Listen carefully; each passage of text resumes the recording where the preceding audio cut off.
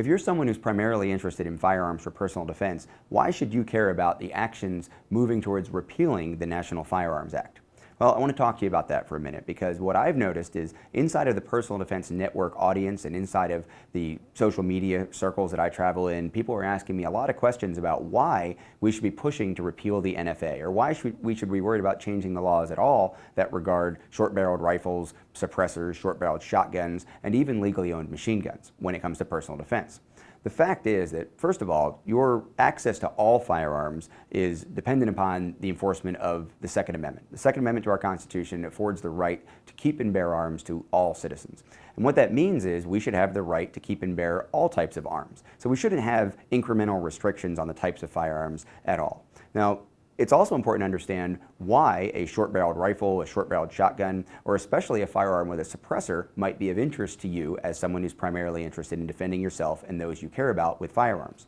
Well, first of all, the short-barreled rifles especially are generally lighter and easier to maneuver in close quarters. And we're not just talking about military CQB environment or fighting inside of a vehicle. We're talking about inside of your home. You know, not all of us live in mansions. We can't have a 50-yard shot down the hallway or a 1,000-square-foot master bedroom with a 250 square foot walk-in closet to hide in with our family. If you live in a smaller home or an apartment, even just something as simple as moving around with your kids, getting them positioned behind you is going to be a lot easier with a short-barreled rifle, something that's closer into the body, something that's very capable of defense inside of home defense typical ranges and scenarios, but something that isn't as long as a target shooting rifle, a hunting rifle, something that would be much more appropriate out in the open field, maybe something like a full battle rifle that's going to have a longer 16, 20, or even longer inch barrel. So the short-barreled rifle's primary advantage really is that maneuverability, the ability to position yourself safely inside your home, call the police, keep your family behind you, or to move through your home with your defensive tool to secure and protect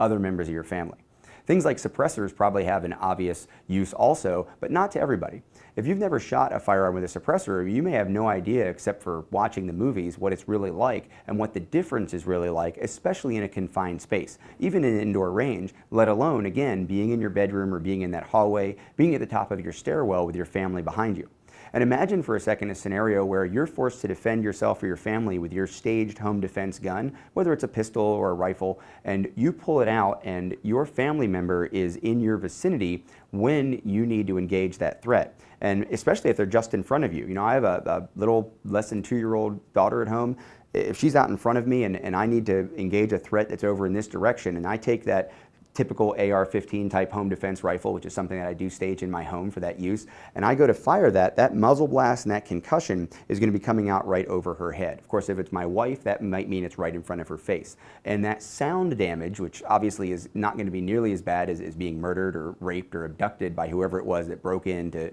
be violent towards my family, it's still an injury that technically I'm causing in the effort to defend myself and my family. Well, if you put a suppressor on that rifle or even that home defense handgun, that's going to contain that concussion. It's obviously going to suppress the sound, it's also going to suppress the muzzle blast, and it's going to make it safer for everyone in the environment, including myself, to defend ourselves from that threat. We're also obviously going to be able to communicate better immediately after that shooting, and that also means I'm going to be safer when the police respond, because I won't be dealing with a ringing in my ears if auditory exclusion doesn't protect me from hearing damage, and my family members who may not be in the same focused, attentive state that I am relative to the threat certainly can't count on that auditory exclusion protection either.